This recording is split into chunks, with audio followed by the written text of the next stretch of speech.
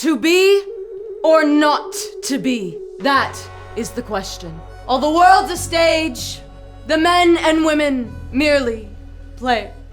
We got it, Shakespeare. Welcome to Story Lab. This week we're taking a look at the story of some people who came together for something way bigger than an act. What a piece of work is man!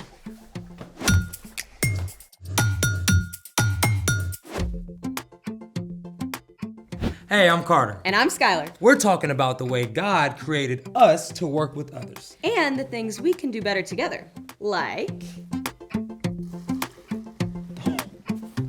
Put on a dramatic theatrical production. Okay, you're being kinda extra, but the dry ice effects are pretty cool. Right? Dry ice is frozen carbon dioxide. Hot water causes it to sublimate or change directly from a solid to a gas. The resulting fog is a mix of carbon dioxide gas and cold, humid air. The stage is set. We just need to recruit a few more cast and crew for our epic theatrical event. It's just me and you today, pal. Are you trying to upstage me? I was just going to suggest maybe making some epic fog bubbles instead. To pop or not to pop? That is the question.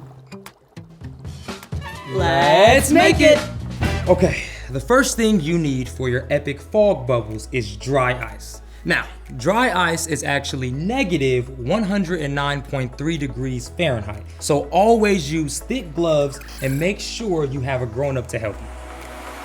Okay, you will also need a 2-liter bottle filled with warm water and the very top part cut off. You'll need a small funnel, plastic tubing, a cup or beaker, bubble soap solution, and a tray coated with a little more soap and water.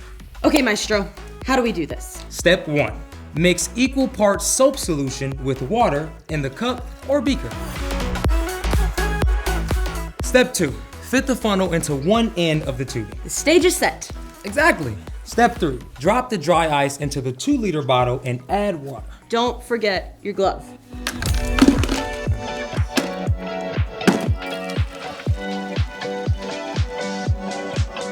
All right. Step 4. Dip the free end of the tubing into the soap solution and place the funnel end over the top of the 2-liter bottle.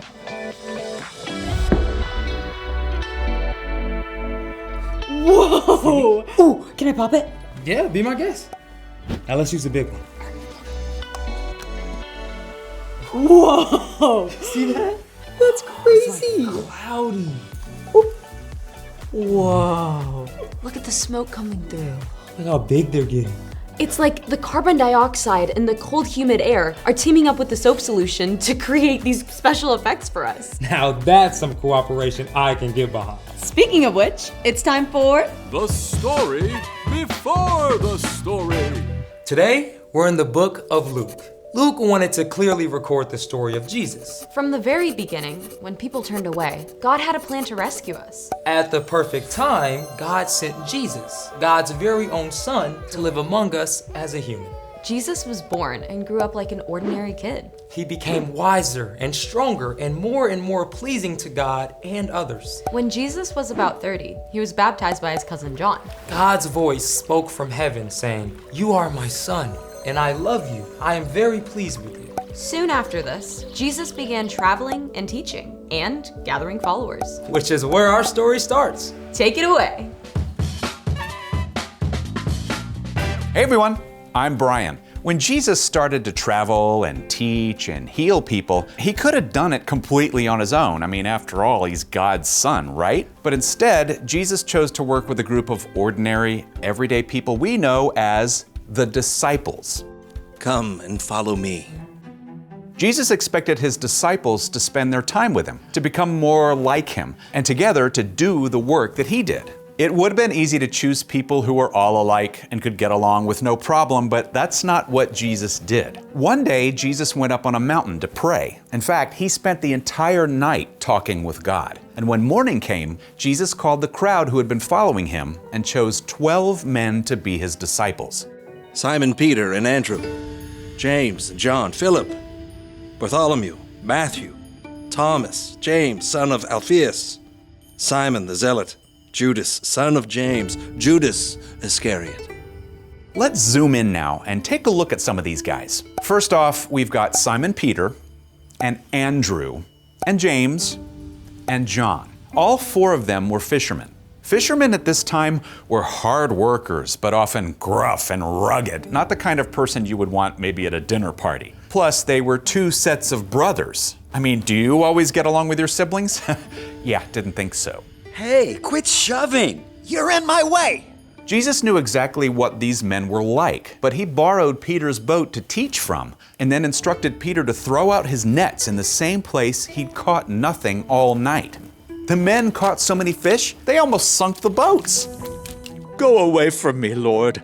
I am a sinful man. Don't be afraid. From now on, you will fish for people. If these fishermen were kind of rough around the edges, Matthew was the opposite.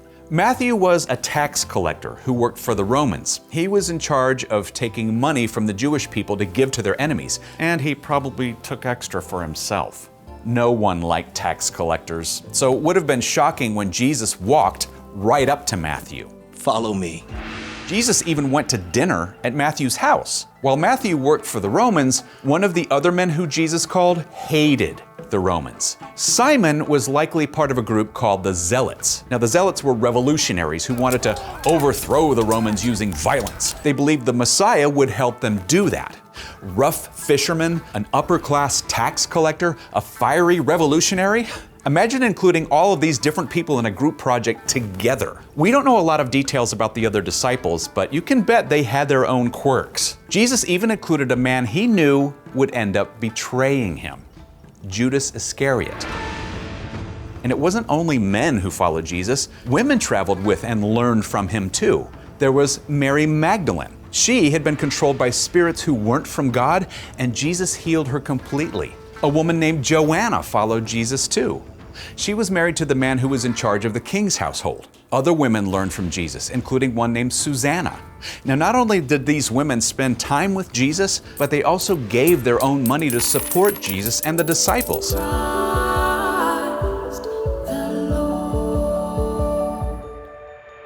And Jesus welcomed their help.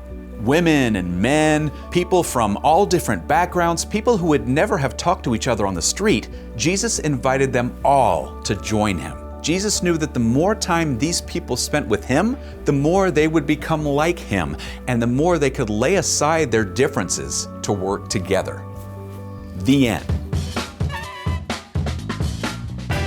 It's so easy to think of the disciples as just some guys in Bible robes. But the true story is so much more. Yeah, Jesus was laying a foundation for all of his followers to work together. Including us? So, what's our part in the story? Jesus invited a group of people who were totally different from each other to follow him and help spread the news of God's kingdom. Following Jesus meant they had to learn how to cooperate. And cooperation is working together to do more than you can do alone. I mean, let's be real, there are times it may seem easier just to do something yourself. Yeah, like when my mom tells my sister and me to do the dishes together, we usually end up fighting. Or sometimes I just feel like I know the best way to do something. You might be great at doing something on your own, but God designed us to work together. We're created to need other people. Cooperating with others, even if it feels hard, will help you grow to become more like Jesus. And when we can look past our differences, we can definitely do more together. Like putting on a play or a choir concert. Or planning a surprise from the whole class for your teacher on her birthday. Or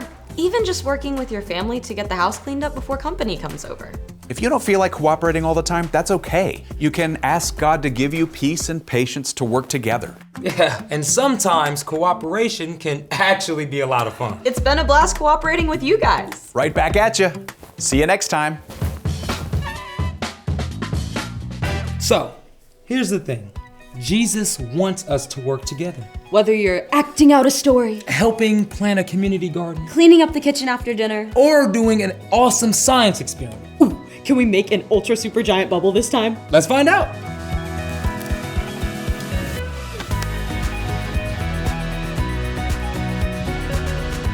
Thanks for joining us in the Story Lab. See you next time. How big do you think it's gonna get? I don't know, it probably can go even bigger. Whoa.